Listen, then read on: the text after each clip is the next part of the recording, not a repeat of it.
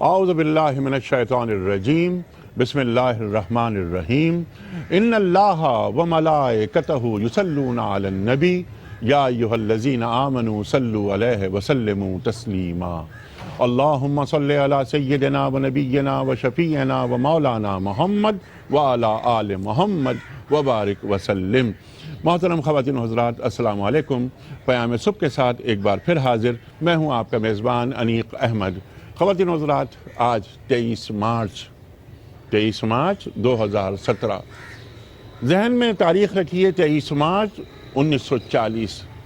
77 سال پہلے ہمارے بڑوں نے ایک خواب دیکھا، پاکستان کا ایک نقشہ، پاکستان کا ایک تصور ہمارے اجداد کے ذہنوں میں نمودار ہوا۔ اس سے پہلے 1930 میں علامہ اقبال رحمۃ اللہ علیہ خطبہ الہ آباد پیش کر چکے تھے۔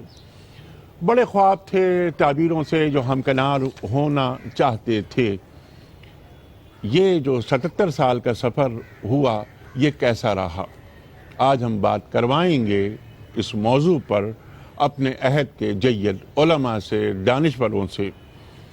اور ہمارے ساتھ تشریف فرما ہیں ہمارے عہد کے چند نوجوان جو ہمارا مستقبل ہے۔ ان سے ہم معلوم کریں گے کہ یہ ہمیں بتائیں کہ ہم کون کون سے مسائل کا شکار رہے اور پاکستان کو ترقی یافتہ اقوام کی صف میں کھڑا کرنے کے لیے وہ کون سا لائحہ عمل ہے جو ہمارے نوجوان اپنے ذہنوں میں رکھتے ہیں۔ ہمارے زوال اور ہماری پسماندگی اور ہماری پستی کے بنیادی اسباب کیا رہے؟ نظریہ پاکستان کہاں ہے؟ کیا ہماری روح میں آج بھی شامل ہے؟ دو قومی نظریہ کیا آج بھی زندہ ہے؟ یہ بھی ہم سامنے رکھیں گے اپنے معزز علماء کی خدمت میں چند سوالوں کی صورت میں۔ خواتین و حضرات، ادارے ہمارے مضبوط کیوں نہیں ہو پائے؟ یہ بھی ہم پوچھیں گے۔ شخصیات مضبوط ہوتی ہیں تو ریاست کمزور ہوتی ہے، اور جب شخصیات کمزور ہوتی ہیں تو ریاست مضبوط ہو جاتی ہے۔ کیا ہمارے پاس ایسا ہوا؟ کون کون سے کام ہمیں کرنے چاہیے؟ ریاست کیوں مطلوب تھی ہمیں؟ 23 مارچ 1940 کو ہم کون سا علم اٹھا کر چلے تھے، اور آج ہم 77 سال کے بعد کس مقام پر کھڑے ہیں، اس کا ایک جائزہ لیں گے اور مستقبل پر نگاہ رکھیں گے۔ ماضی سے سیکھنا ہے، حال میں رہنا ہے اور مستقبل پر نگاہ رکھنی ہے۔ خواتین و حضرات، بہت ساری گفتگو اس ذیل میں ہوگی۔ 3 جید علماء ہمارے پاس موجود ہیں۔ محترم ڈاکٹر محسن نقوی صاحب، ممتاز عالم دین، سابق ممبر اسلامی نظریاتی کونسل، پاکستان میں پڑھا، پاکستان کے باہر پڑھا، ہمارے ملک کا ایک بہت اہم نام، ماہر تعلیم۔ آپ کے ساتھ تشریف فرما ہیں محترم مفتی محمد عمران صاحب۔ جامعہ کراچی سے آپ نے انگریزی ادب میں ماسٹرز کیا، زندگی اپنی دین کی خدمت کے لیے وقف کر دی۔ مقامی کالج میں آپ انگریزی کے استاد ہیں۔ اور ہمارے تیسرے معزز مہمان، نوجوان عالم دین، خواتین و حضرات، مفتی احمد عفنان صاحب۔ ایک دنیا کا آپ نے سفر کیا، دنیا کو اپنی آنکھوں سے خود دیکھا، اور آج کے مسائل کا حل قرآن و سنت کی روشنی میں مفتی احمد عفنان صاحب عطا فرماتے ہیں۔ تینوں معزز مہمانوں کو خوش آمدید کہتا ہوا پروگرام کا آغاز کرنا چاہوں گا محترم ڈاکٹر محسن نقوی صاحب سے۔ ڈاکٹر صاحب، آپ کو، ہم سب کو یوم پاکستان مبارک۔ پہلا سوال آپ کی خدمت میں یہ ہے، 23 مارچ 1940 پیچھے آ جاتے ہیں۔ ہمارے بڑوں نے کچھ خواب دیکھے تھے، وہ خواب تعبیر سے ہمکنار ہوا چاہتے تھے اور ہونا چاہتے تھے۔ یہ سفر کیسا رہا؟ ہم نے یہ ریاست کیوں حاصل کی تھی؟ بسم اللہ الرحمن الرحیم۔ دیکھیے، تاریخ میں ہمیں تھوڑا سا آپ کا یہ جو سوال ہے کہ ہم کیوں یہ حاصل کرنا چاہتے تھے ریاست، تو تھوڑا سا 23 مارچ سے پہلے جانا پڑے گا۔ اور اس میں جو خاص بات ہے مختصراً سمجھنے کی، وہ یہ ہے کہ وہ معاشرے جہاں معاشرتی عدم انصاف ہوا کرتا ہے، وہاں تحریکیں جنم لیتی ہیں، اور ان تحریکوں کے نتیجے میں اگر قیادت اچھی ہو، نگاہ بلند سخن دل نواز جا پرسوز والی جو بات علامہ اقبال نے کی، قائد اعظم جیسے قیادت ہو تو لوگ مسائل سے نکلنے کے لیے بے چین ہوتے ہیں، لیڈر انہیں ایک لاہے عمل دیتا ہے جس میں وہ یہ سمجھتے ہیں کہ ہاں ہماری نجات جو ہے وہ اس میں ہے، ٹھیک ہے، اور اس کو وہ پھر تحریک کا موٹو بن جاتا ہے اور اس کو پھر لوگ لے کر آگے چلتے ہیں۔ ٹھیک ہے، تحریک پاکستان کا پس منظر مختصراً یہ ہے کہ جو معاشرتی، سیاسی اور معاشی ناہمواری مسلمانوں کے ساتھ برتی جا رہی تھی، ٹھیک، انگریز بھی برت رہے تھے اور ہندو بھی، تو اس کے نتیجے میں جو مسلمانوں میں ایک سینس آف ڈپریویشن پیدا ہوا، اس نے اس بات کے اوپر مجبور کیا کہ ہم کسی نہ کسی خطرے کی حالت میں اپنے کچھ احکام جو ہیں وہ تو بجا لاتے ہیں، ٹھیک ہے، دینی احکام، لیکن اس کے ساتھ ساتھ جو ایک مسلمان معاشرے کے اندر رہتے ہوئے جس طرح سے ہمیں سیاسی معاشرتی کردار ادا کرنا چاہیے وہ ہم نہیں کر پا رہے، ٹھیک، لہٰذا اس کے لیے ایک وطن کی ضرورت ہے۔ ٹھیک، وہ لاہے عمل جو ہے وہ مسلم لیگ نے، قائد اعظم نے دیا، ٹھیک، جس کے نتیجے میں گویا کہ آپ نے خطبہ الہ آباد کا حوالہ دیا علامہ اقبال کے، وہ ایک کارنر سٹون ہے، ایک بیسک چیز ہے ٹھیک، پاکستان کے جو نظریہ ہے اس میں ٹھیک، اور اس کی بنیاد رکھنے میں۔ ٹھیک، اس کے بعد پھر ہم دیکھتے ہیں کہ 1938 میں مولوی فضل حق وغیرہ کرتے ہیں، 1939 میں کہنا چاہیے لیاقت علی خان نے ایک لاہے عمل دیا ہے، اور پھر یہ سب چیزیں جمع ہو کر 23 مارچ 1940 کی قرارداد لاہور، جس کو قرارداد پاکستان کہا جاتا ہے، اور اس میں 23 مارچ 1940 کو قائد اعظم یہ فرماتے ہیں کہ کاش آج علامہ اقبال زندہ ہوتے اور وہ دیکھتے کہ وہ تصور جو انہوں نے دیا وہ کس طرح عملی شکل اختیار کر رہا ہے اور ان کی روح آج کتنی خوش ہوگی۔ یہ قائد اعظم علیہ الرحمہ فرما رہے ہیں۔ اسی بات کو ذرا سا آگے بڑھا رہے ہیں، آپ فرماتے ہیں کہ عدم انصاف کی بات، پھر ڈاکٹر صاحب نے ایک بات بڑی اہم اٹھائی، وہ یہ کہ دینی احکام پر مکمل پابندی یا ان کا اطلاق، ان کا نفاذ وہ ممکن نہیں تھا ریاست حاصل کیے بغیر۔ تو کیا مفتی صاحب جب تک ریاست حاصل نہیں ہو جاتی دین پر مکمل عمل پیرا ہوا ہی نہیں جا سکتا؟ الحمدللہ رب العالمین، نحمدہ و نصلی علی رسولہ الکریم، اما بعد۔ انیق صاحب، ہم نبی علیہ الصلوۃ کی اگر حیات طیبہ کو دیکھتے ہیں تو آپ نے 13 سال مکہ کے اندر رہ کر تبلیغ اسلام کی، دین کی دعوت کو عام کیا، لوگوں کو اللہ کے نام پر اکٹھا کیا۔ اس کے بعد جب آپ مدینہ شریف تشریف لے کر آتے ہیں تو وہاں پر اب آپ نے اسٹیٹ کا قیام کیا۔ یہ اس طرف اشارہ تھا کہ جب لوگ ذہنی طور کے اوپر تیار ہو جائیں گے اللہ اور اس کے رسول صلی اللہ علیہ وسلم کی تعلیمات کو قبول کرنے کے لیے، تو اب وہاں پر اللہ کے نظام کو کما حقہ نافذ کرنا یہ ضروری ہو جائے گا، تاکہ اس کے مطابق یہ مسلمان اپنی آئندہ آنے والی زندگی کو گزار سکے اور ان کی نسلیں پھر اسی خد و خال کے مطابق آگے ترقی کرتی چلی جائیں، اور جس مقصد کے لیے اللہ رب العزت نے حضرت انسان کو دنیا میں بھیجا ہے پھر اس کو حاصل کرنے کے لیے حضرت انسان جو ہے وہ پوری کوشش کے ساتھ تک و دو کے ساتھ مشغول ہو جائے۔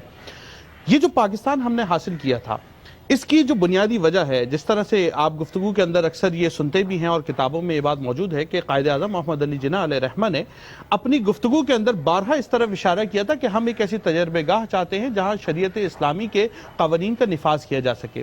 وجہ کیا تھی؟ وجہ یہ تھی کہ اسلام کے دو پہلو ہیں، ایک تو وہ ہیں جو عبادات ہیں جس کے اندر نماز، روزہ، حج و زکوٰۃ کے معاملات آتے ہیں، دوسری طرف وہ ہیں جو شریعت کے احکامات ہیں حضرت انسان کی روزمرہ کی زندگی اور معاملات کے حوالے سے، جس کے اندر ہمارا معاشی نظام ہے، ہمارا سیاسی نظام ہے، ہمارا سماجی نظام ہے، ہمارے روزمرہ کے دیگر معاملات ہیں، عدالتی نظام، ہمارے قضا کا پورا ایک قانون باقاعدہ طور کے اوپر موجود ہے، ہمارا لا ہے، اس کے اندر پورا چارٹرڈ ہے ہمارے پاس موجود ہے، تو اس کا نفاذ کہاں کیا جائے؟ ٹھیک ہے، اس وقت کے اندر کسی حد تک ہم دیکھ سکتے ہیں کہ ٹھیک ہے مسلمان نماز بھی پڑھ رہے تھے، روزہ بھی رکھ رہے تھے، باقی معاملات بھی کر رہے تھے، لیکن اقبال علیہ رحمہ کی نگاہ کے اندر جو بات تھی وہ یہی تھی کہ صرف دین اسلام نماز، روزہ، حج و زکوٰۃ کا نام تو نہیں ہے، جو باقی احکامات ہیں جس کی طرف ڈاکٹر صاحب نے بھی اشارہ کیا کہ وہاں پر عدم مساوات ہوتی چلی جا رہی تھی، مسلمانوں کو ان کے جائز حقوق سے بھی محروم کیا جا رہا تھا اور ان کی ترقی کے تمام جو راستے تھے ان کو مسدود کیا جا رہا تھا، محدود کیا جا رہا تھا۔ تو قائد اعظم علیہ رحمہ نے اور دیگر جو مسلم لیگ کے لوگ تھے ان کے ذہنوں میں یہ بات موجود تھی کہ ہمیں ایک ایسا خطہ چاہیے جس خطے کے اوپر ہم اللہ اور اس کے رسول صلی اللہ علیہ وسلم کے دین کی نہ صرف تعلیمات کا نفاذ کر سکیں بلکہ اپنے آنے والی تمام نسلوں کو اس بارے میں ایک کھلا ماحول فراہم کر سکیں کہ وہ دین اسلام کے مطابق اپنی زندگی کو گزاریں تاکہ دنیاوی اور اخروی دونوں کامیابیاں ان کے قدموں کو چومتی چلی جائیں۔ اسی لیے اس غرض کے حصول کے لیے، اس غرض کو پانے کے لیے جدید فلاحی ریاست کا قیام عمل میں آنا تھا۔ 47 میں یہ ہو گیا 23 مارچ کو، اور 7 سال کے مختصر عرصے میں پاکستان معرض وجود میں آ گیا۔ مفتی صاحب اسی بات کو آگے بڑھاتے ہیں۔ بنیادی گفتگو مدنی معاشرے کی بات، 13 برس مکہ مکرمہ کے مفتی عمران صاحب نے عطا فرمائے، اس کی ایک روشنی ڈالی، بڑی اہم بات۔ یہ بات جوڑ رہی ہے جا کے وَقُلْ رَبِّ أَدْخِلْنِي مُدْخَلَ صِدْقٍ وَأَخْرِجْنِي مُخْرَجَ صِدْقٍ وَاجْعَلْ لِي مِن لَّدُنْكَ سُلْطَانًا نَصِيرًا۔ اقتدار کو مددگار بنا ریاست آ جاتی ہے مدینہ منورہ کی شکل میں۔ آپ صلی اللہ علیہ وآلہ وسلم اس کے سربراہ، مدنی معاشرت قائم ہو گئی۔ مدینے کے بعد پہلی اسلامی ریاست پاکستان قائم ہو رہی ہے۔ اس حوالے سے پاکستان ہجرت ثانی کا مدینہ کہہ سکتے ہیں اسے ہم۔ کیا ہم پاکستان میں آنے کے بعد، اس ریاست کو حاصل کرنے کے بعد، وہ تمام مقاصد پورے کر پائے جو مفتی صاحب نے بات کی کہ جدید فلاحی ریاست جہاں پہ عدم انصاف نہ ہو، جہاں پر غریب کو معلوم ہو کہ عزت نفس کیا ہوتی ہے، انصاف گھر پر آئے، جسٹس ڈیلیڈ جسٹس ڈینائیڈ، آپ ہم سے بہتر جانتے ہیں، ارشاد فرمائیے۔ بسم اللہ الرحمن الرحیم۔ بہت شکریہ آج اس مبارک دن میں گفتگو کا موقع دینے پر، اور یہ میں اسے کہوں گا کہ یہ دن ایسا ہی مبارک ہے جس طرح ہم بعض دوسرے ایام کو کسی یاد کے ساتھ مبارک بناتے ہیں، کیونکہ اس میں اللہ تعالیٰ نے اپنے ایک وعدے کو ہمارے ساتھ پورا کیا ہے۔ ٹھیک۔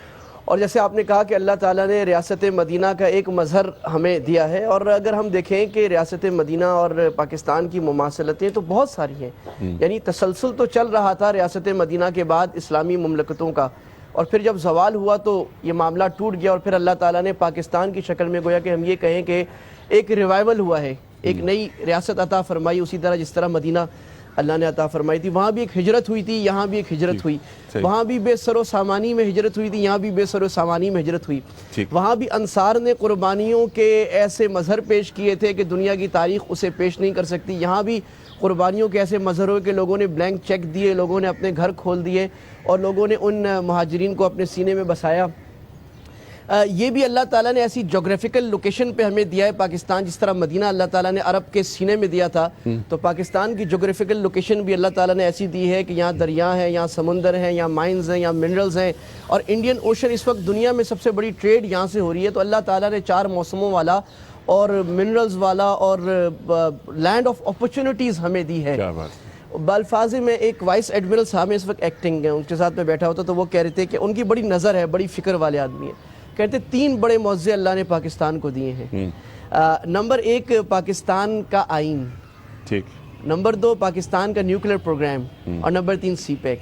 تو پھر اللہ تعالیٰ نے پاکستان بننے کے ساتھ جس طرح، اب میں مماثلتیں بیان کر رہا ہوں، عرض کر رہا ہوں کہ اللہ تعالیٰ، اللہ کے نبی صلی اللہ علیہ وسلم نے جب سلطنت مدینہ بنائی تھی تو سب سے پہلا کام آپ نے مسجد بنانے کے ساتھ ساتھ دستور لکھا تھا، اور وہ دستور ایسا تھا جس میں اقلیتوں کے، مسلمانوں کے، غیر مسلموں کے سارے حقوق، اور ڈاکٹر حمید اللہ صاحب کے بقول تو متمدن دنیا کا سب سے پہلا آئین، کانسٹیٹیوشن یہی تھا۔ پاکستان جب بنا ہے تو اللہ نے ایک ایسا کانسٹیٹیوشن دیا ہے جو دنیا میں ان ایکسپیکٹڈ تھا، امپاسبل تھا، یعنی نظریاتی بنیادوں پر آئیڈیالوجیکل اسٹیٹ اللہ تعالیٰ نے پاکستان کو دی ہے، جس کی پیشانی پر یہ لکھ دیا کہ حاکمیت اعلیٰ اللہ کی ہوگی، قرآن و سنت کے خلاف کوئی قانون نہیں بنے گا۔ اچھا، یہ بات کوئی ایسے نہیں کہہ دی گئی کہ مولانا شبیر احمد عثمانی نے، لیاقت علی خان نے اٹھ کے کہہ دی، اس پہ 3 سال ڈیبیٹ ہوتا رہے، یعنی 3 سال انٹلیکچوئلز کا ڈیبیٹ ہوا ہے کہ پاکستان کا کانسٹیٹیوشن کیا ہوگا۔ اللہ نے کانسٹیٹیوشن دیا ہے، پھر یہ کانسٹیٹیوشن ایسا دیا کہ یعنی دنیا کے جو کانسٹیٹیوشنز ہوتے ہیں بعض ملکوں کے تو ہیں بھی نہیں، کیونکہ میں طالب علم ہوں پولیٹیکل سائنس کا بھی اور لاء کا بھی، آپ برطانیہ وغیرہ کے دیکھ لیں، ان کا کانسٹیٹیوشن نہیں ہے، ہمیں کانسٹیٹیوشن دیا، اور 350 شقوں کا کانسٹیٹیوشن دیا، کلازز کا۔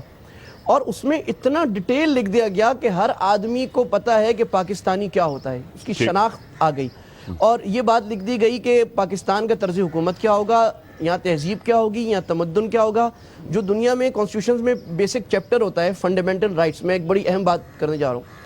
فنڈامنٹل رائٹس میں کیا آتا ہے دنیا میں کہ یہ بات آئے گی کہ مساوات ہوگی، عورتوں کے حقوق ہوں گے، ظلم نہیں ہوگا، کسی کو رول آف لا سے ہٹ کر قید نہیں. پاکستان کا جو فنڈامنٹل رائٹس کا چیپٹر ہے اس کا پہلا لفظ اسلام ہے، پہلا لفظ ٹھیک، اسلام کی عظمت، پاکستان کی سالمیت اور وغیرہ وغیرہ سے ہٹ کر ہر آدمی کو آزادی اظہار رائے ہوگی، سالمیت ہوگی، اقلیتوں حقوق ہوگا. تو کیا ایسا ہوا؟ میں پورا کر لوں. پھر پورے آئین میں یہ بات یعنی بڑے شعور کے ساتھ تمام حلقات نے، علماء نے، پولیٹیشنز نے، پاکستان کے بانین نے مل کر لکھی، اور یہ آیا کہ اسلامی طرز حیات ہوگا. اتنا بھی لکھا گیا کہ گانوں پر پابندی ہوگی، قمار بازاری پر ہوگی، فحش گوئی پر پابندی، فحش لٹریچر پر. یہ سب اللہ تعالیٰ نے ہمیں ایک نعمت دے دی. لیکن یہ ہوا، یہ اس کو اگر کہا جائے کہ ایک ایسا چپتا ہوا سوال ہے جو 70 سال سے جب آتا ہے تو دل خون کے آنسو ہوتا ہے. اللہ تعالیٰ کا ایک اصول، ایک سنت ہے، اور قرآن میں اللہ فرماتے ہیں وَلَن تَجِدَ لِسُنَّتِ اللَّهِ تَبْدِيلًا. اللہ کی عادت تبدیل نہیں ہوتی. وہ یہ ہے کہ اللہ نے ایک وعدہ کیا ہے ہمارے ساتھ، لَيَسْتَخْلِفَنَّهُمْ فِي الْأَرْضِ كَمَا اسْتَخْلَفَ الَّذِينَ مِن قَبْلِهِمْ. سورہ نور میں اللہ نے فرمایا کہ دیکھو اللہ کا تم سے وعدہ ہے، اللہ تمہیں زمین کی حکومت دے گا، تمہیں پاور دے گا، تمہیں اسٹیٹ دے گا، مطلب اس کا یہ ٹھیک، اور تمہیں اپنا دین بھی دے گا. پھر اللہ دیکھے گا کہ کیا تم اللہ کے معنی و احکام پر جو معاہدہ ہم نے کیا ہے کانسٹیٹیوشن کے ذریعے، اصل میں ہم نے اللہ سے ایک معاہدہ کانٹریکٹ کیا ہے، کیا اس پر چلتے ہو نہیں چلتے؟ اگر چلتے ہو تو یعبدوننی لا یشرکون بی شیئا، اللہ کو حاکم مانتے ہو تو اللہ تمہیں اس کے فروٹس دے گا. اور اگر نہیں چلو گے تو اللہ تعالیٰ کے وہ وعدے سچ آئیں گے جو عاد، سمود اور پچھلی قوموں کے ساتھ آئے تھے، کہ اللہ فرما رہے ہیں کہ وَلَوْ أَنَّ أَهْلَ الْقُرَىٰ آمَنُوا وَاتَّقَوْا.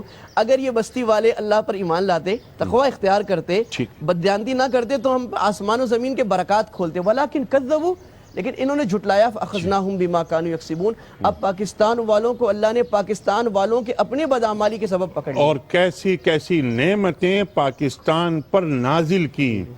پاکستان سورہ رحمان کی عملی صورت نظر آتا ہے. اللہ اکبر. بڑی اہم گفتگو مفتی صاحب نے تفصیلاً عطا فرمائی.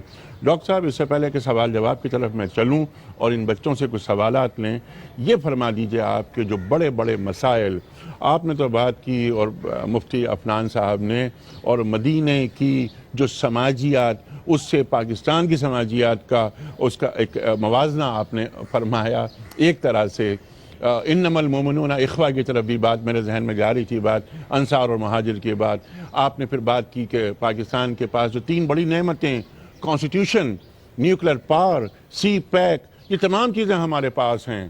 نماز و روزہ و قربانی و حج، یہ سب باقی ہے، تو باقی نہیں ہے. کیا ہم آج تمام مومن بھائی ہیں، کیا اس کا عملی اظہار کر رہے ہیں؟ کون کون سے بڑے مسائل ہیں جن کا تدارک فوری طور پر ضروری ہے؟ ارشاد. بسم اللہ الرحمن الرحیم. ہم نے بڑے غور سے دونوں حضرات کی گفتگو سنی. بنیادی طور کے اوپر جہاں تک مسائل کا تعلق ہے تو مسئلہ یہ ہے کہ کانسٹیٹیوشن بھی ہو جاتا ہے، لاز بھی بنا دیے جاتے ہیں، سب ہوتا ہے، اور وہ واقعی اللہ تعالیٰ کی بڑی نعمتیں ہیں کہ ہم نے یہ حاصل کیا. لیکن جو معاشرتی سطح کے اوپر ہم دیکھ رہے ہیں، گزشتہ 70 سال کی 75 سال کی جو تاریخ ہمارے سامنے ہے، جی، اس میں ایک چیز بہت زیادہ لیکنگ ہے جس سے باقی جو چیزیں ہیں وہ ابھرتی ہیں. اچھا. وہ ہے ہمارا مسلمان ہونے کا شعور. یہ جو آپ نے فرمایا کہ انما المومنون اخوہ، وہ اسی وقت پیدا ہوگا کہ جب ہم مسلمان ہونے کے شعور سے کہنا چاہیے کہ بہرہ مند ہوں. ٹھیک. ہمیں یہ شعور ہو کہ ہم مسلمان ہیں، اس کا مطلب یہ ہے کہ لا الہ الا اللہ محمد رسول اللہ پر ہم یقین رکھتے ہیں، اور دوسرا مسلمان ہمارا بھائی ہے.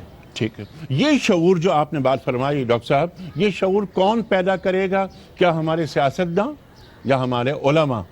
یہ ہمارا خیال ہے کہ فیملی لیول کے اوپر بھی اس کی لیکنگ ہے، اس کے بعد علماء کے اس پہ بھی جو وہ اصل ذمہ داری علماء کی ہے کہ مسلمان ہونا، وہ اپنی اپنی ڈویژنز میں لگے ہوئے ہیں، اور پھر تیسری ذمہ داری جو ہے وہ سیاستدانوں کی ہے کہ نظام ایسا ہونا چاہیے کہ جس میں کسی بھی بنیاد پہ ڈسکریمنیشن نہ ہو سکے، جیسا کہ اسلامی ریاست میں ہونا چاہیے تھا۔ تو یہ ہے کہ جو بنیادی طور پہ مسلمان ہونے کا ہمارا شعور ہے، اس میں جو ایک خطرناک بات آ گئی، ایک تو لوگوں کو شعور نہیں ہے، جن کو شعور ہوا ان کے ساتھ ساتھ یہ ہوا کہ انہوں نے ہر دوسرے مسلمان کو اپنا غیر جو ہے وہ قرار دے دیا، چاہے وہ لسانی بنیاد کے اوپر ہو، چاہے فقہی اور کلامی مکتب کی بنیاد پہ ہو، جس بنیاد کے اوپر بھی ہو۔ یہ لا الہ الا اللہ محمد رسول اللہ جو ایک کہنا چاہیے کہ شعور دیتا ہے سبحان اللہ، اس شعور کو گویا کہ ہم نے ڈیوائیڈ کر دیا مختلف بنیادوں کے اوپر۔ کیا اچھی بات، آپ ہی کی بات کو ڈاکٹر صاحب میں جو آپ سے سیکھنا چاہ رہا ہوں، بڑی اچھی بات آپ نے فرمائی کہ اب یہ جو شعور ہے مسلمان ہونے کا، خواہ وہ مسلمان صدر پاکستان ہو، وزیر اعظم ہو، ایک طالب علم ہو، ایک وکیل ہو، ایک کسان ہو، علی حاضر قیاس، اس سے یہ شعور ہونا چاہیے کہ میں ایک مسلمان صدر ہوں، میں ایک مسلمان وزیر اعظم ہوں، میں ایک مسلمان ڈاکٹر ہوں، ایک میں مسلمان انجینئر ہوں، ورکر ہوں، ایک مسلمان ورکر ہوں۔ اور اس میں یہ بنیادی طور کے اوپر بات ہے کہ ہم دوسروں کو، یعنی ایک اپنے مذہب میں دوسروں کو غیر نہ سمجھیں، ٹھیک ہے؟ اور جب ہم اس بنیاد کے اوپر کہ لسانی اور ایتھنک بنیادیں اور دیگر بنیادوں کو سب کو مٹا کر ایک ہم اعلیٰ تر شناخت لا الہ الا اللہ محمد رسول اللہ سے وابستہ ہوں گے، تو پھر بہت ساری خرابیاں جو ہیں وہ ہمارے ملک میں جو پیدا ہو گئی ہیں وہ ہو جائیں گی۔ جیسے یہ ہے کہ منافق کی 3 علامتیں ہیں، بولتا ہے تو جھوٹ بولتا ہے، وعدہ خلافی کرتا ہے، اگر امانت رکھوائی جاتی ہے تو خیانت کرتا ہے۔ تو ہم سوچیں گے ہم مسلمان ہیں، یہ 3 باتیں تو ہمیں بالکل بھی نہیں ہونی چاہیے۔ المسلم من سلم المسلمون من لسانہ و یدہ، مسلمان وہ ہے کہ جو نہ اپنی گفتگو سے دوسرے کو نقصان پہنچائے، نہ اپنے ہاتھ سے نقصان پہنچائے۔ تو نہ آپ کو ہم سے ڈر ہوگا، نہ ہم کو کسی دوسرے سے ڈر ہوگا۔ یہ بہت ساری چیزیں ہیں کہ جو صرف اس شعور مسلمانی سے کہ ہم مسلمان ہیں اور ایک higher identity point of reference لا الہ الا اللہ محمد رسول اللہ سے ہم وابستہ ہیں، یہ ہمارے آدھے سے زیادہ مسائل کو سبحان اللہ، سبحان اللہ، کتنا اہم نقطہ اٹھایا محسن نقوی صاحب نے۔ مفتی صاحب، جیسے ہم نے بات کی تھی کہ یہ شعور اجاگر کون کرے گا؟ ہمارے علماء کریں گے، ہمارے سیاستدان کریں گے، اس ذیل میں بڑی گفتگو ہو سکتی ہے، لیکن ایک سوال یہ بھی اٹھتا ہے مختلف محفلوں میں کہ پاکستان کے پاس تمام پوٹینشل موجود ہیں، مفتی احمد عفنان صاحب نے بھی اشارہ فرمایا اس جانب، لیکن ہمارے پاس جو میر کارواں ہے اس کی کمی ہے۔ وہ جو بات فرمائی تھی، آپ نے پہلا مصرع پڑھا تھا، دوسرا ہم پڑھ دیتے ہیں کہ نگہ بلند سخن دل نواز جاں پرسوز، یہی ہے رخت سفر میر کارواں کے لیے۔ تو میر کارواں کیا 70 برس میں قائد اعظم کے بعد ہمیں نصیب ہوا؟ آج شدید ضرورت محسوس یہ ہوتا ہے کہ میر کارواں کی ہے جو اس بھیڑ کو ایک قوم میں تبدیل کر دے۔ ارشاد انیق صاحب، اس کے اندر بنیادی بات ہمیں یہ سمجھنی پڑے گی، یہ تو کہنا میرا خیال ہے مناسب نہیں ہوگا کہ ہمیں 70 سال میں کوئی لیڈرز ہی نہیں ملے قائد اعظم کے بعد۔ قائد اعظم کے بعد یہ کہنا کوئی مناسب بات نہیں ہے۔ لوگ آئے، انہوں نے اپنے اپنے طور پر رول بھی پلے کیے ہیں، اور الحمدللہ اسی کی وجہ ہے نا جو ہم یہاں تک کھڑے ہیں۔ ہم نیوکلیئر پاور ہے، دنیا ہم سے ڈرتی ہے، ذرا سا ہمارا ایک ٹیکا ہے دنیا کے اندر، 32 ممالک کی ایجنسیز اگر ہمارے پیچھے پڑی ہوئی ہیں تو کچھ تو ہمارے اندر پوٹینشیل ہوگا جس سے وہ ڈر کے ہمارے پیچھے پڑے ہوئے ہیں اور ہمیں ہر بات کا ان کو جواب دینا پڑتا ہے۔ الحمدللہ تو ہم اسٹرانگ ہیں، ایسی بات نہیں ہے کہ ہم صرف مایوسی کا شکار ہے۔ نہیں، قطعی نہیں ہے۔ ہاں، قتل مایوسی قتل نہیں، اس وقت ہم ٹیک آف کی پوزیشن میں ہیں۔ جی پاکستان دنیا کی بڑی معیشت بننے کی صف میں شامل ہو رہا ہے، بالکل ہو رہا ہے، اور الحمدللہ بہت اسٹرانگ پوزیشن ہماری دن بدن ہوتی چلی جا رہی ہے۔ جو ایک اصولی بات ہے جس کی طرف میں اشارہ کرنا چاہتا ہوں وہ یہ ہے کہ ہم ذرا نبی علیہ الصلوۃ والسلام کی حیات طیبہ کو دیکھیں۔ نبی علیہ الصلوۃ والسلام جب بحیثیت لیڈر کے سامنے آتے ہیں نا تو آپ صرف ایک لیڈر نہیں ہوتے، آپ کی ہر سمت کو آپ اٹھا کر دیکھ لیجئے، چاہے وہ باپ کا روپ ہو، وہ ایک قاضی کا روپ ہو، وہ ایک ملٹری آفیسر کا روپ ہو، یا ایک سیاستدان کا روپ ہو، یا پھر ایک جنرل لیڈر کا روپ ہو، اس میں ایک کاملیت ہمیں نظر آتی ہے۔ اب ہونا کیا چاہیے تھا کہ جب پاکستان بنا تھا، قائد اعظم علیہ الرحمہ نے ایک مشن دیا تھا، ایک سوچ دی تھی، ایک فکر کے ساتھ اس ملک کو بنایا گیا تھا، تو ہمیں اس بارے میں غور کرنی چاہیے تھا کہ ہم ایسی نسل پیدا کیسے کریں، ہمیں اس نسل کی تیاری کرنی چاہیے تھی۔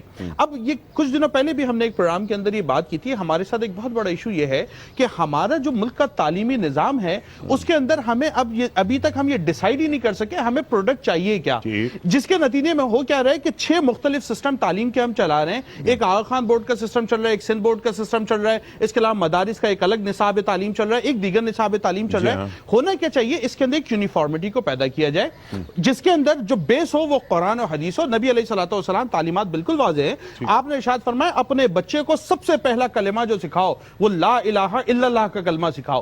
مطلب کیا ہے، سب سے پہلے اس بچے کا تعلق اللہ سے جوڑا جائے گا۔ جب وہ بچے کا تعلق اللہ سے جوڑ دیا جائے گا، جس طرح ڈاکٹر صاحب نے فرمایا، اس کو مسلمان ہونے کا شعور تو پیدا ہو کہ میں اللہ کے رسول صلی اللہ علیہ وسلم کا غلام ہوں، اللہ کا بندہ ہوں، ایک مسلمان ہوں۔ اب اس کے لیے باقی سارے معاملات کے اندر فیصلہ کرنا آسان ہو جائے گا۔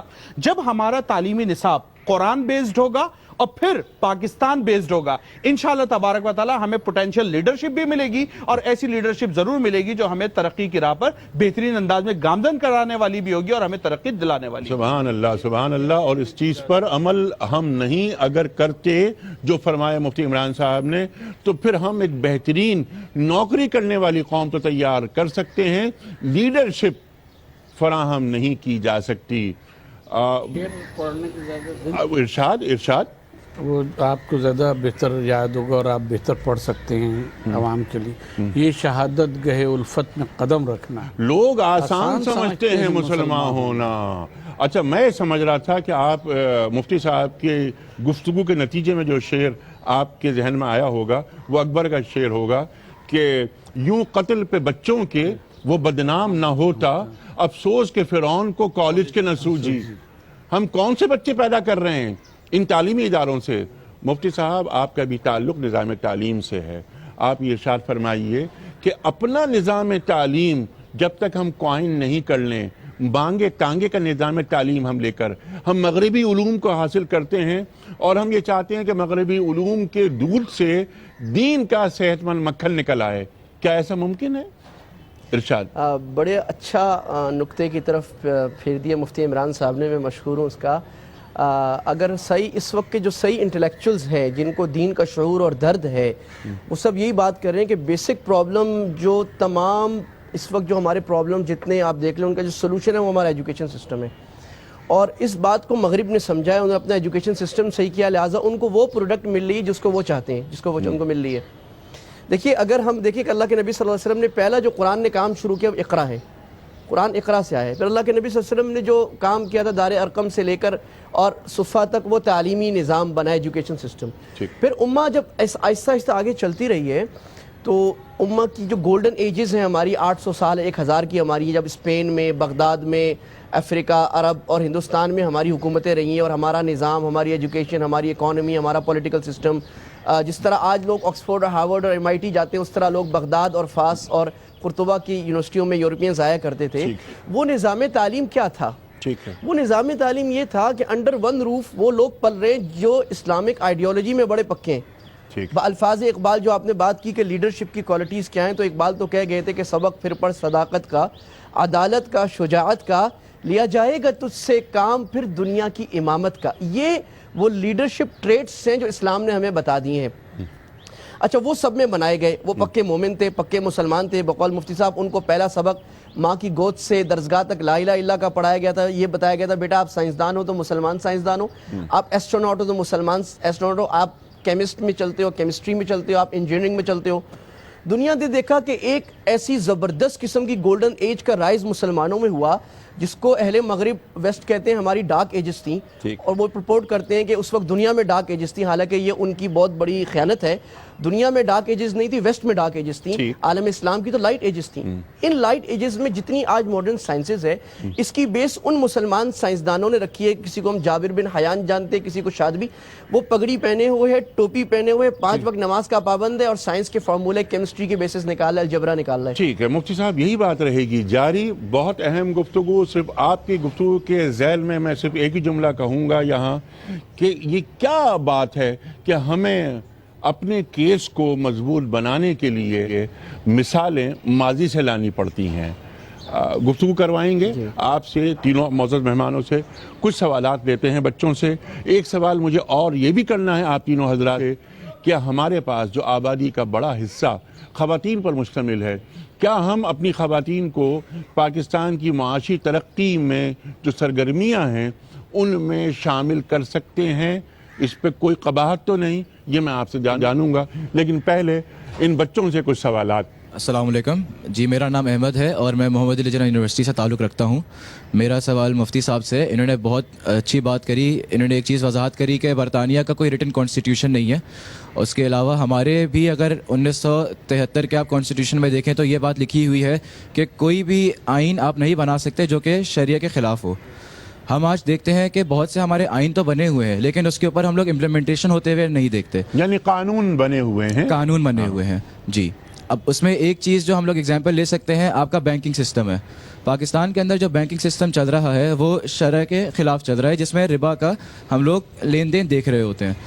اس کے اوپر کام اتنی تیزی سے ہوتا ہوا نظر نہیں آ رہا. کچھ اسلامک بینکنگز آپ کی شروع ہو گئی ہیں، اسلامک بینکس کی برانچز کھل گئی ہیں اب یہاں پہ، لیکن اس کو اور بہتر بنانے کے لیے کیا چیز زیادہ ضروری ہے؟ اور اس کے ساتھ ساتھ اور بھی بہت سی چیزیں ہیں جن کے لیے قانون موجود ہے، لیکن پھر وہی بات آتی ہے کہ ہم لوگ امپلیمنٹیشن ہوتی بھی نہیں دیکھتے. تو آپ کی نظر میں کیا چیز ہمیں کرنی چاہیے اور کس کا سب سے زیادہ رول اس میں پلے ہو سکتا ہے؟ بہت اچھا سوال مفتی صاحب آپ سے. میں ان کے سوال کو ذرا سا اور احمد صاحب آپ کی اجازت سے میں بڑھا دیتا ہوں. پاکستان کے آئین میں یہ بات تحریر ہے، موجود ہے کہ پاکستان کی جو بینکنگ ہے اس سے ربا کو، سود کو باہر نکالنا ہے. یعنی یہ آئینی ذمہ داری بھی ہے. بڑا اچھا سوال کیا اس بچے نے. تو کنونشنل بینکنگ اور اسلامک بینکاری دونوں ساتھ ساتھ چل رہے ہیں. اس وقت 13% اسلامک بینکاری ہے اور 87% وہی پرانی کنونشنل بینکنگ جاری ہے. کیا دونوں نظام پیرالل چل کر دینی مقاصد کو پورا کر سکتے ہیں؟ بسم اللہ الرحمن الرحیم. بہت امپورٹنٹ اور ان کا اصولی سوال تھا پرنسپل کا. اچھا پہلے تو میں آپ کو یہ خوشخبری سناؤں، اور یہ مجھے میرے خیال میں اکثر میرے پاکستانی ساتھیوں کو، یہاں تک کہ دینی علماء کو بھی غلط فہمی ہے کہ پاکستان کے قوانین کی بڑی تعداد غیر اسلامی ہے. حالانکہ ایسا نہیں ہے. اور میں چونکہ لاء کا اسٹوڈنٹ ہوں، لاء پڑھا بھی رہا ہوں 4 سال سے، میں آپ کو ایک خوشخبری سناؤں. اور یہ بات لاء کی ہماری بڑی محترم اتھارٹی ڈاکٹر محمود غازی صاحب نے فرمائی ہے اپنے لیکچرز میں کہ پاکستان کا 95% جو لاء ہے وہ اسلام کے خلاف نہیں ہے، اسلام کے مطابق ہے. پرابلم امپلیمنٹیشن کا ہے. وہ اقبال کے شاہین نہیں ہے آپ جیسے ہمارے پاس. جب آپ لوگ آئیں گے تو امپلیمنٹیشن شروع ہو جائے گی. ہمارے پاس کام سب تیار ہے. جہاں تک بینکنگ کی آپ نے بات کی، ہمارے لیے ایک بڑی اچھی مثال ہے. دیکھیے ہم اس زمانے میں رہ رہے ہیں جہاں پر میں ایک شعر سے اگر اس کو تعبیر کروں کہ کوئی تشتری میں سجا کر نہ دے، بنانی پڑے آپ اپنی جگہ. یہ نہیں ہوگا کہ کوئی آپ کو اسلام کا نظام آپ کے ہاتھ میں لا کر دے گا، یہ لے جی حضور عمل کر لے ہم جا رہے ہیں آج سے. کوئی نہیں جائے گا.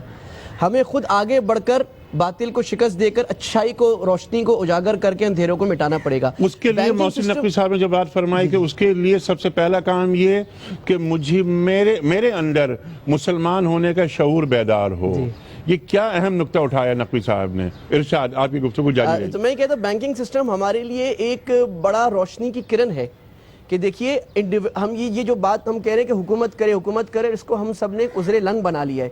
ہر کام ہم حکومت کے کندھوں پر ڈال کر خود صاف باہر نکلنا چاہتے ہیں. حالانکہ دنیا میں جو بڑے بڑے کام عالم اسلام کی تاریخ میں ہوئے ہیں وہ حکومتوں نے نہیں کیے، پرائیویٹ انٹیٹیز نے کیے.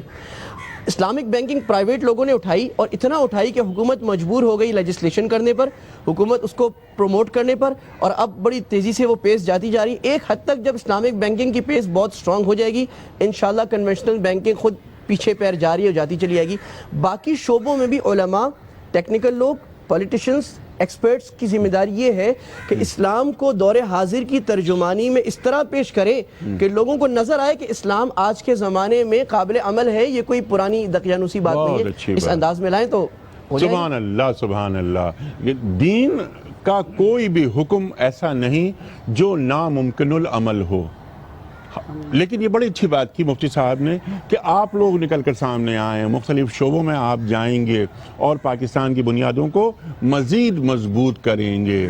بہت آگے جانا ہے. مفتی صاحب، ڈاکٹر صاحب ارشاد. چرچ کریں. دیکھیے ایسا ہے کہ ہم اسلامی نظریاتی کونسل کے رکن رہے ہیں. مفتی صاحب نے ٹھیک کہا ہے کہ 95% جو وہ ہیں پاکستان کے قوانین وہ اسلام کے مطابق ہیں. ٹھیک ہے.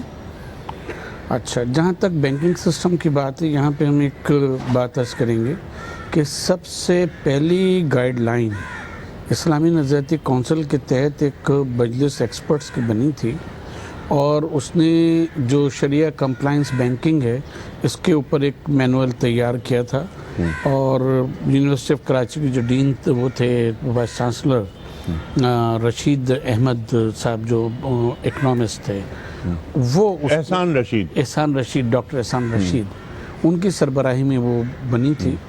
اور اس وقت جو اس کے پیچھے وزڈم تھی وہ تھی کہنا چاہیے کہ اجتماعی اجتہاد کی، ایک کلیکٹیو اجتہاد. آج جو کہ اقبال بھی کہتے رہے. جو آج کے مسائل ہیں جس قسم کے، اس میں کوئی ایک مفتی، کوئی ایک عالم محدث بیٹھ کے اجتہاد نہیں کر سکتا، کیونکہ ان کی باریکیاں ہیں چیزوں کی اور مسائل کی، پھر پریکٹیکل مسائل ہیں. تو اجتماعی اجتہاد کا ایک تصور جو تھا، جو علامہ اقبال سے چلا آ رہا ہے، اور وہ تو یہاں تک کہتے ہیں ڈاکٹر صاحب کہ وہ اجتماعی اجتہاد پارلیمنٹ کے ذریعے ہو، پارلیمنٹ بھی اس میں شریک ہو اور اس میں علماء بھی شریک ہو اور وکلاء شریک ہوں. وہ ایک پورا تصور ہے جو اقبال نے اجتہاد کا دیا ہے. اور اس کے پیچھے ترکی کا ایک گویا کہ ایکسپیریمنٹ کہنا چاہیے وہ شامل ہے، ایران کا ایک ایکسپیرینس اس وقت کا شامل ہے. تو یہ ہے کہ یہ چیزیں ایک وہ نظام گویا کہ جو آپ صدیوں سے ایک نظام کے تحت چلے آ رہے ہیں، جب وہ کسی دوسرے نظام میں ڈھلتا ہے، اب جیسے کہ اسلامی نظام میں ڈھل رہا ہے، یہ ٹرانزیٹری پیریڈ ہے اس کا.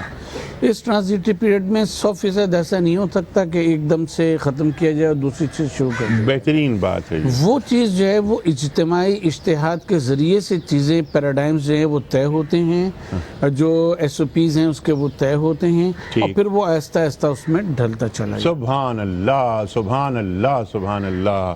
رفتہ رفتہ گریجولی اس میں امپرومنٹ آتی ہے. 23 برس میں قرآن کریم نازل ہوا، رفتہ رفتہ احکام آتے رہے. یہ بڑی اہم بات کہ SOPs آتے رہیں گے، پالش ہوتے رہیں گے، امپرومنٹ ہوتی رہے گی، لیکن منزل پر پہنچنا ہے. اور جو مفتی صاحب نے بات کی تھی، دین کبھی پرانا نہیں ہوتا، شریعت کبھی پرانی نہیں ہوتی. وقت گزرنے کے ساتھ ساتھ اجتہادی فکر شامل حال رہے تو منزل اور قریب ہو جاتی ہے. اگلا سوال لیتے ہیں. السلام علیکم. My name is Naila Saleem and I am student of Muhammad Ali Jinnah university. میرا کویشچن محسن نقوی صاحب سے ہے، اور میں یہ پوچھنا چاہتی ہوں کہ ہم کیسے دنیا اور دین کو ساتھ لے کے چلیں، کیونکہ دنیاوی ٹرینڈس کچھ اور ہیں اور ہم اسلامک رولس کچھ اور کہتے ہیں، تو دونوں کو ساتھ بیلنس کیسے لے کر چل سکتے ہیں ہم؟ کیا بات ہے. ربنا آتنا فی الدنیا حسنۃ وفی الآخرۃ حسنۃ وقنا عذاب النار. قبلہ سوال آپ سے بہت اچھا سوال ہے. دیکھیں بیٹا، بنیادی طور کے پر بات یہ ہے کہ ہم دو چیزوں میں فرق کرتے ہیں نا، اور وہ فرق یہ ہے کہ ہمیں کلچر میں اور سویلائزیشن میں فرق کرنا چاہیے. آپ کا سوال وہاں پیدا ہوتا ہے جب ہم اس کو نظر انداز کر دیتے ہیں. جب ہم مسلمان ہیں اور اسلامی ہمیں شعور ہے، تو پھر ہمیں اپنے نہانے سے لے کر، سر دھونے سے لے کر اور پیر کے ناخن تک، اور اپنے گھر سے لے کر، بستر سے لے کر اور میدان جنگ تک، ہر چیز میں وہ کلچر، وہ چیز اختیار کرنی ہے کہ جو اسلام کے مطابق ہے. اس میں کوئی کنفلکٹ جو ہے وہ پیدا نہیں ہوا کرتا. ڈاکٹر صاحب آپ کی اجازت سے، کیا مسلمان کی دین اور دنیا الگ الگ ہوتی ہیں، یا مسلمان کی دنیا بھی اس کا دین ہوتا ہے؟ یہ تو مرض کر رہے ہیں کہ جب آپ کو مسلمان ہونے کا شعور ہے جی، تو دنیا کا کوئی شعبہ ایسا نہیں ہے کہ جس میں آپ کے اندر وہ اسلام جو ہے وہ اترا ہوا اسلام آپ کو اس سے ظاہر نہ ہو. ایک بات ہم یہ عرض کریں کہ ابھی ریاست کے حوالے سے ایک بات ہو رہی تھی، آپ کے سوال کے ضمن میں وہ بات عرض کرتے ہیں بنیادی طور پہ دنیاوی اس میں پولیٹکس میں پولیٹیکل سائنس میں ہم ریاست کے 4 عناصر قرار دیتے ہیں. زمین ہے، پبلک ہے، عوام ہے، حاکمیت اعلیٰ ہے. ٹھیک ہے، یہ 3 چیزیں اسلام میں خود بخود موجود ہوتی ہیں. مسلمان جہاں بھی ہے، جس جگہ بھی رہ رہا ہے، وہ اس کی زمین ہے، جو وہ خود پاپولیشن ہے، پاپولیشن کا حصہ ہے، وہ ہے. حاکمیت اللہ کی ہے جو کبھی ختم نہیں ہوتی. صرف اس کو ایک حکومت چاہیے ہوتی ہے کہ جو ان احکام کو نافذ کر دے. اب اگر وہ موجود نہیں ہے تو کم از کم ہماری ذات پہ تو ہماری حکومت موجود ہے. ٹھیک ہے. اگر ہم اس کے اوپر اس کو اپلائی کر لیتے ہیں تو وہی ہماری دین ہے اور وہی ہماری دنیا ہے. سبحان اللہ. اور دونوں میں کوئی فرق نہیں ہے. ایک میں بنیادی بات صرف ایک عرض کر دوں اپنے بہن کے لیے کہ دیکھیں ہمیں یہ پہلے طے کرنا پڑے گا ہم دنیا کہہ کس کو رہے ہیں. ٹھیک ہے نا، اگر آپ پیسہ کمانے کو دنیا کہہ رہی ہیں تو اسلام نے تو منع نہیں کیا. اگر آپ شادی کر کے ایک اچھی زندگی گزارنے کو دنیا کہہ رہی ہیں تو اسلام نے نہیں منع کیا. آپ اچھے گھر میں رہنے کو دنیا کہہ رہی ہیں، اسلام نے نہیں منع کیا. اسلام ان تمام چیزوں کو آپ کو اجازت دے رہا ہے. لیکن کیا ہے، ایک میکینک ہے جو اسلام اس کے پیچھے لگا رہا ہے، میکینزم ہے. اگر آپ اس کو فالو کرتی چلی جائیں گی وہ ساری چیزیں اسلامائز ہوتی چلی جائیں گی. تو ڈاکٹر صاحب جو آپ کو بات کہنا چاہ رہے ہیں وہ بات یہ ہے کہ آپ دنیا کے کوئی شعبہ اٹھا کر دیکھ لیں، اسلام کی پوری اس پہ تعلیمات موجود ہیں. آپ کو کیا کرنا ہے، صرف اللہ اور اس کے رسول صلی اللہ علیہ وسلم کی تعلیمات کو فالو کرنا ہے. تو انشاءاللہ دنیا آپ سے بالکل نہیں چھوٹے گی. آپ بہترین دنیا بھی کما لیں گے اور اس کے ساتھ ساتھ اللہ آپ کو اخروی نعمتیں بھی عطا. سبحان اللہ، سبحان اللہ. اور اپنے ہر عمل میں اللہ اور اللہ کے رسول صلی اللہ علیہ وسلم کو شامل رکھنا ہے. اگلا سوال لیتے ہیں. السلام علیکم، میرا نام محمد حماد ہے اور میں محمد علی جناح یونیورسٹی کا طالب علم ہوں. میرا سوال مفتی صاحب سے یہ ہے کہ ہم اپنی دنیا اور اسلامی زندگی سے، دنیاوی اور اسلامی زندگی سے لیتے ہوئے ہم طلبہ اپنا کردار کیسے ادا کر سکتے ہیں ملک کی ترقی کے لیے؟ یہ ان کا بڑا اہم سوال ہے اور یہ سوال آج سے کوئی 70-80 سال پہلے قائد اعظم سے بھی کیا گیا تھا. یہ سوال کہ آج کا جو طالب علم ہے وہ پاکستان کے لیے کیا کر سکتا ہے. ارشاد مفتی عفنان صاحب. بسم اللہ الرحمن الرحیم. دیکھیے، میں تو یہ کہوں گا کہ پاکستان کے لیے سب سے زیادہ جو کچھ کر سکتے ہیں وہ آپ ہی کر سکتے ہیں. اس لیے کہ بڑے جو کچھ کریں گے وہ تو بہت شارٹ ٹرم پلانز ہوں گے. لانگ ٹرم پلان کر کے، ویژننگ کر کے، اور جو سڑک خراب ہوئی ہے اس کو صحیح ڈگر پہ ڈال کے جو آگے چلنے کا کام ہے وہ تو آپ لوگوں نے کرنا ہے. یہی وجہ ہے کہ ہم اقبال کو دیتے ہیں تو وہ بھی آپ کا ترانہ گاتے گاتے چلے گئے. ضرب کلیم کی پیشانی پر یہی کہتے ہیں کہ جوانوں کو میری آہ سحر دے، پھر ان شاہین بچوں کو بالوں پر دے، خدایا یہی ہے میری آرزو، میرا نور بصیرت عام کر دے. میں رسول اللہ صلی اللہ علیہ وسلم کی مثال عرض کروں. ایک حدیث میں آپ صلی اللہ علیہ وسلم نے فرمایا کہ جب میں آیا تو بوڑھوں نے میرا انکار کیا، جوانوں نے میری بات کو تسلیم کیا. سبحان اللہ. یہ عجیب، اس میں کسی کی آپ نقص نہیں کر رہے، لیکن آپ ایک اکثریت بیان کریں. اکثریت میری دعوت پہ آنے والے نوجوان تھے. پھر جن نوجوانوں نے اسلام کو دعوت کی سطح پہ اٹھایا، پولیٹیکلی اٹھایا، ایجوکیشن میں اٹھایا، سارے نوجوان اسٹوڈنٹس ہیں. حضرت زید بن ثابت رسول اللہ صلی اللہ علیہ وسلم کے ترجمان، چھوٹی عمر ہے. اسامہ بن زید کا لشکر نکلتا ہے رسول اللہ کے آخر میں 18 سال کی عمر میں، آخری کمانڈر ان چیف جنرل آپ ان کو بناتے ہیں. اسلامی سائنسز، تفسیر، حدیث، فقہ کو اٹھانے والے، اور پوری دنیا میں آج جو عروج ہے وہ ایجوکیشن کا ہے نا، اسلامی تعلیم کا. آج بوڑھا بچہ اسلامی فقہ یا تفسیر کے پابند ہے. وہ عبداللہ بن عباس، عبداللہ بن مسعود، عبداللہ بن عمر 14 سال، 15 سال، 16 سال، 18 سال، ابو ہریرہ، یہ لوگ اٹھانے والے ہیں. تو مصعب بن عمیر مکہ کے پہلے دائی، مدینہ والوں نے کہا کہ مکہ سے ایک آدمی بھیجے جو مدینہ میں دین کی دعوت چلائے. آپ نے اپنی ترکش کا ایک تیر نکال کے پھینکا. مصعب بن عمیر 18 سال کا نوجوان، عیش و عشرت میں پلنے والا، خوشبوئیں پھیلانے والا، اور مکہ کا وہ آدمی کہ سب دیکھ کر ناز کرتے تھے. دین پر آئے، آپ نے ان کو مدینہ بھیجا. ایک سال میں مدینہ کے 75% لوگوں کو مسلمان کر دیا. تو اس وقت اگر کوئی کچھ کر سکتا ہے اور جس کے ساتھ پاکستان کی لانگ ٹرم امیدیں وابستہ ہونی چاہیے، وہ ہمارے اسٹوڈنٹس کے ساتھ ہونی چاہیے. اس وقت پاکستان کے جتنے لیڈرز ہیں، ٹیچرز ہیں، ان کی پوری کوشش ہونی چاہیے کہ ان نوجوانوں میں اسلام کی وہ روح پھونک دیں، اقبال کا وہ شاہین بنا دیں کہ یہ پاکستان کو وہ بنا سکیں جو 70 سال پہلے قائد اعظم نے، علامہ اقبال نے، نواب لیاقت علی خان لوگوں نے، مولانا شبیر عثمانی نے جو خواب دیکھا تھا وہ بن سکتے ہیں. اچھا، اس کے ساتھ ساتھ چیز عرض کرنا جی ارشاد. دیکھیں بیٹے، ایک بنیادی بات سمجھ لیں. ہمارا ایک سب سے بڑا پرابلم جو ہمارے نوجوانوں کا ہے نا، وہ یہ ہے ہمیں اپنی تاریخ نہیں پتہ.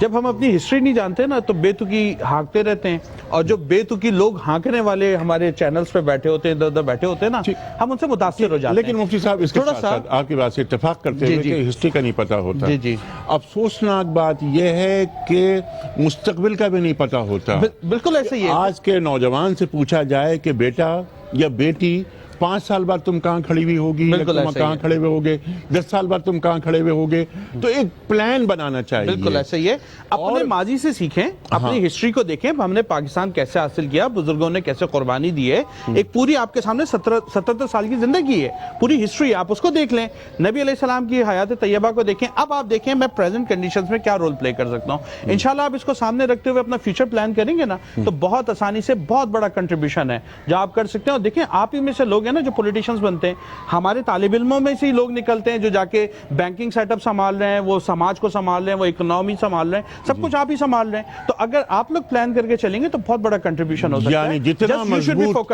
جتنا مضبوط ہمارا نوجوان ہوگا اتنا ہی محفوظ ہمارا مستقبل ہوگا۔ ٹھیک ہے ڈاکٹر صاحب؟ ہاں بس ہم اس میں ایک بات کا اضافہ یہ کریں گے کہ ہمیں یہ دیکھنا چاہیے کہ ہماری جو اپروچ ہے اس وقت وہ پرابلم سالونگ اپروچ ہونا چاہیے۔ جی، جس قسم کے مسائل ہیں ہماری معیشت میں، ہماری سیاست میں اور ہماری سوشل انٹیگریشن میں، سب چیزیں، تو ان تعلیمی نظام کے ساتھ ساتھ ہمیں اپنا رول طے کرنا چاہیے کہ میں کہاں اپنا رول پلے کر سکتا ہوں، اور وہ رول سکتا ہوں نہیں بلکہ پلے مجھے کرنا ہے اور اپنے حصے کا کام کرنا ہے۔ شکوہ ظلمت شب سے تو کہیں بہتر تھا اپنے حصے کی کوئی شمع جلاتے جاتے۔ یہ تو احمد فراز کا شعر، بہت موٹیویشن ہے اس کے اندر۔ لیکن اقبال ایک بات کہتے ہیں، یہی گفتگو جو ابھی ہوئی تینوں معزز علماء نے عطا فرمائی کہ افراد کے ہاتھوں میں ہے اقوام کی تقدیر، ہر فرد ہے ملت کے مقدر کا ستارہ۔ یہ ملت کے مقدر کے ستارے ہیں آپ۔ جتنے آپ مضبوط ہوں گے، جتنے آپ پروفیشنلی اسٹرانگ ہوں گے، اتنا ہی پاکستان اسٹرانگ ہوگا۔ خواہ کوئی بھی شعبہ ہو جو فرمایا یہاں پر، اس شعبے میں جائیں، پاکستان کو آگے بڑھائیں، آگے لے کے جائیں۔ یہ بہترین بات فرمائی مفتی عفنان صاحب نے کہ اب معاملات وہ نہیں جو ماضی میں رہے۔ پاکستان الحمدللہ بہت طاقتور ملک ہے۔ سی پیک کی بات کی مفتی صاحب نے نیوکلر پاور ہونے کی بات کی، مفتی صاحب نے بات کی کہ ہمارے پاس آئین موجود ہے، ہم بڑے باصلاحیت لوگوں کے ساتھ یہ ملک چل رہا ہے۔ پاکستان اس وقت ٹیک آف کی پوزیشن میں ہے، بلکہ ٹیک آف کر چکا ہے۔ اب دیکھیے منازل کیسے طے کرتا ہے، اور یہ تمام آسمان اس کی گزرگاہ بن جائیں گے انشاءاللہ تعالی۔ میں آپ سب کا بڑا ممنون، بڑا شکر گزار، آپ تشریف لائے، ڈاکٹر محسن نقوی صاحب، مفتی عمران صاحب، مفتی عفنان صاحب، آپ تینوں کا بڑا ممنون۔ بہت اہم نکات آپ نے اٹھائے۔ خواتین حضرات، یوم پاکستان کا یہ خصوصی پروگرام ہم نے آپ کی خدمت میں پیش کیا۔ میں آخر میں صرف ایک بات کہوں گا اور دل کی گہرائیوں سے کہ پاکستان